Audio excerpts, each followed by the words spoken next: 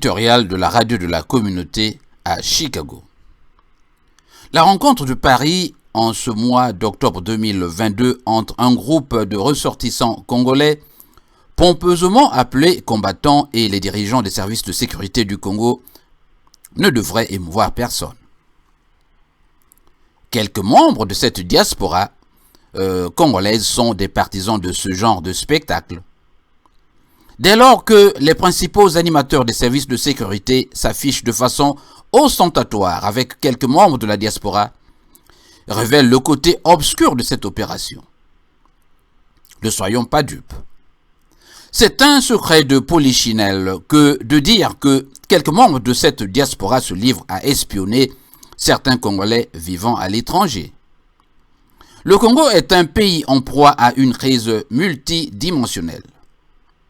Le système de santé est totalement déstructuré, le système éducatif détruit, le Congo manque cruellement d'eau et d'électricité, les infrastructures routières défectueuses, une corruption institutionnalisée, les bourses et les pensions demeurées impayées, une justice inactive et une force publique à la solde. De mémoire d'homme, le Congo traverse des moments jamais vécus. Pourtant, courant septembre dernier, un document rédigé par ce qui tient lieu de l'opposition interne a été transmis au président de la République, sollicitant in fine l'organisation d'un dialogue inclusif pour trouver des solutions durables et idoines à cette crise. Cette lettre est demeurée sans suite jusqu'à ce jour. C'est pendant que tous les pouvoirs sont concentrés dans les mains des parents, des enfants, des neveux, des membres du clan, des maîtresses, des gendres et autres partisans, et après avoir organisé des hold-up électoraux, que des sécurocrates au passé sulfureux se présentent sur la place de Paris pour un pseudo-dialogue. Les problèmes auxquels le Congo est confronté sont si complexes que ce ne sont pas ces Congolais à l'injure facile ou mus par des questions du ventre qui apporteront des solutions satisfaisantes pour les populations congolaises. À l'évidence, la nature de la problématique que cette diaspora évoque, la question des passeports pour, semble-t-il, justifier cette retrouvaille, dénote du dilettantisme, du puérilisme, voire de l'infantilisme qui singularise cette meute à la recherche éhontée de quelques rapines pour des jours meilleurs. Soyons sérieux. Est-ce l'état actuel de régression totale du Congo se limite-t-il à la question des passeports? Il est clairement établi aujourd'hui que la quasi-totalité des dirigeants du PCT se singularise par l'incompétence et la médiocrité. Peut-on alors inférer que c'est dans cette frange de la diaspora que l'on peut trouver des hommes férus de qualité d'hommes d'État? Le Congo en manque cruellement aujourd'hui comparativement à ce que nous exhibe le PCT au pouvoir depuis près de 50 ans. Ce n'est un secret pour personne, c'est une diversion made in Oyo, il faut le noter. La diaspora ne doit pas se leurrer. Peut-on dire combien de partis ou de mouvements politiques sérieux se trouvant sur la place publique ont été invités à cette rencontre?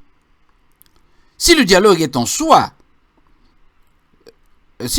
soi est une posture à encourager, il devrait concerner tous les Congolais à travers le monde et au lieu de procéder par un tri. Sommes-nous en droit de penser que des personnages aussi sinistres que Jean-Dominique Okemba, qui a déclaré sans retenue devant un panel de griots rassemblés sous des arbres, « Nous avons tué et brûlé dans le poule. Le ciel n'est jamais tombé. » Et un certain Philippe Obara, de triste mémoire, cet homme à la mâchoire patibulaire de carnassier, que ces deux personnages soient de faiseurs de paix? Sommes-nous si sclérosés à ce point pour ne plus nous souvenir des conséquences atroces et autres supplices que ces gens ont fait subir aux paisibles Congolais?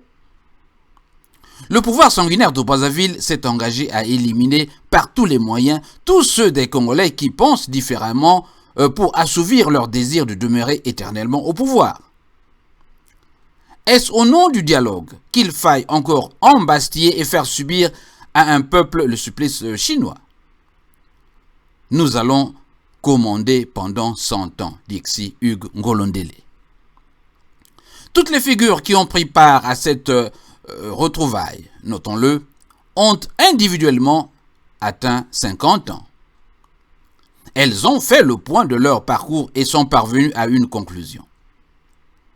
Persister dans ces conditions avec femmes et enfants, c'est s'enfermer allègrement dans une voie sans avenir. Alors, ces combattants, sans idéal, ont résolu de repartir vers leur maître, aidés par un personnage sulfureux nommé Ondai Florent, recevant des ordres depuis Oyo. C'était l'éditorial de la radio de la communauté présenté par Jean Lewis.